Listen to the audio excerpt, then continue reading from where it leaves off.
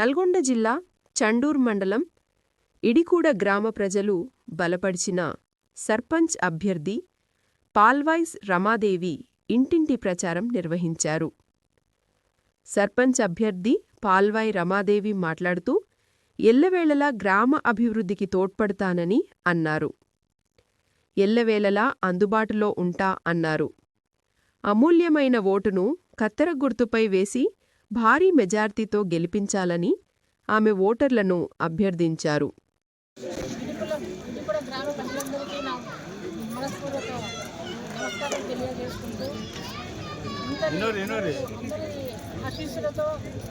అన్ని పార్టీల ఆశీస్సులతో అందరూ పెద్ద మనుషుల ఆశీస్సులతో నేను బయటకు రావడం జరిగింది.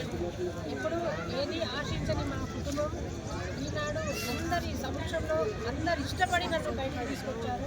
అది నేను ఎప్పుడూ నా కోసమని ఎప్పుడు బయటికి రాలేదు, నేను కోరుకున్న పదవి అని నేను రాలేదు.